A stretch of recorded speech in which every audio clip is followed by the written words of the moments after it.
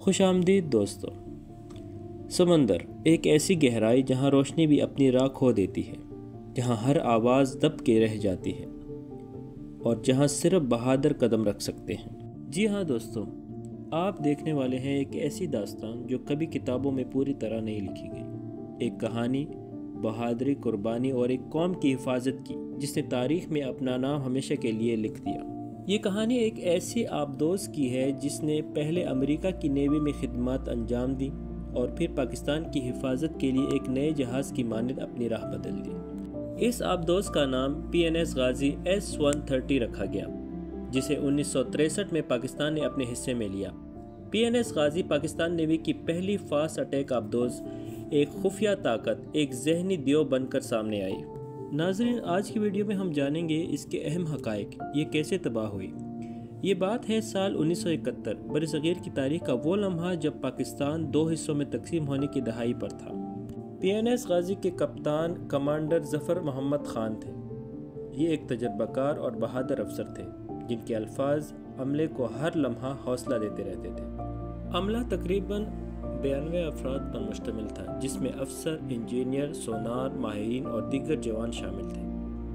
ہر ایک اپنی ذمہ داری میں ماہر اور خطرے کا سامنا کرنے کے لیے تیار تھا۔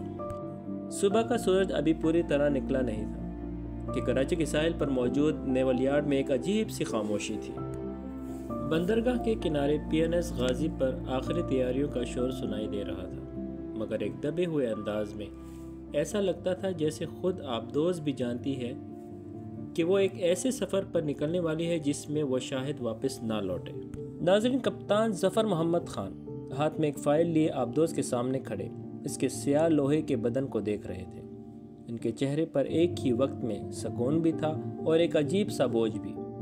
یہ بوجھ تھا ذمہ داری کا، ان جانوں کا جو ان کے ساتھ اس جہاز میں سوار تھے، اور اپنے پورے ملک کے سمندری دفاع کا۔ 15 اکتوبر 1971 شام 4:15 پر سرکاری اجازت نامہ ملا۔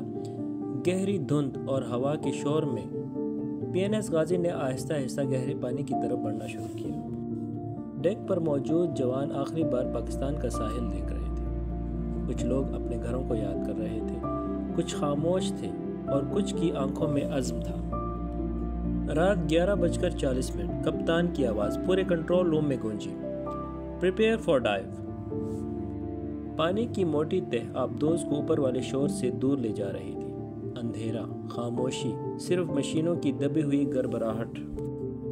ناظرین، بھارتی بحریہ کا فخر INS وکرانت، یہ جو دشمن کے خلاف بڑے فضائی حملے کر سکتا تھا۔ بھارت کا منصوبہ تھا کہ اسے مشرقی پاکستان کے حملوں کے لیے استعمال کیا جائے۔ پاکستان جانتا تھا کہ اگر وکرانت فیل رہا تو اس جنگ کا نقشہ بدل جائے گا، اس لیے غازی کو حکم ملا کہ کسی بھی قیمت پر وکرانت کو ڈھونڈ کر ڈبو دو۔ یہ کام اتنا آسان نہ تھا۔ وکرانت بھارتی بحریہ کا سب سے محفوظ اثاثہ تھا اور بھارت اسے مسلسل چھپاتا، منتقل کرتا اور محفوظ رکھتا تھا، مگر غازی کا عزم پختہ تھا۔ PNS غازی سمندر کے اندھیرے میں چل رہی تھی اور اس کی تلاش جاری تھی۔ کئی دن گزر گئے، غازی وکرانت کو تلاش نہ کر سکی، مگر اسے حکم ملا کہ وشاکھاپٹنم کے قریب گشت کرے، کیونکہ وکرانت کا وہاں آنا متوقع تھا۔ 3 دسمبر 1971 یہ رات PNS غازی کی آخری رات تھی۔ اس رات کیا ہوا، اس بارے میں دنیا میں 3 مختلف بیانات موجود ہیں، اور آج بھی متنازع ہوتا ہے کہ اصل میں غازی کے ساتھ کیا ہوا، وہ کیسے تباہ ہوئی۔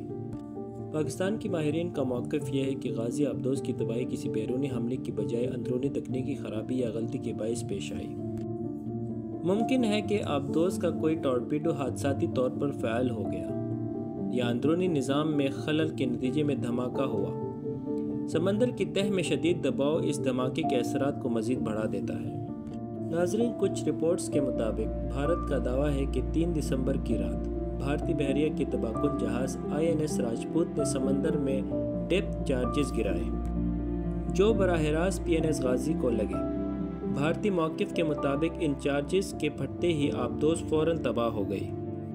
بھارتی بحریہ نے اس وقت اسے اپنی ایک بڑی بحری کامیابی قرار دیا، لیکن بعد میں خود بھارتی ماہرین نے اسے سرکاری دعوے کی سچائی پر شبہات ظاہر کی ہے۔ متعدد امریکی اور برطانوی ماہرینوں نے بعد ازاں غازی کے حادثے کا تجربہ کرتے ہوئے نشاندہی کی کہ دھماکے کی نوعیت بنیادی طور پر اندرونی تھی۔ ان کے مطابق آبدوز کے اگلے حصے میں تباہی کے نشانات زیادہ تر اس دھماکے سے مطابقت رکھتے ہیں جو ٹورپیڈو کے اندر ہی پھٹ جانے سے ہوتا ہے۔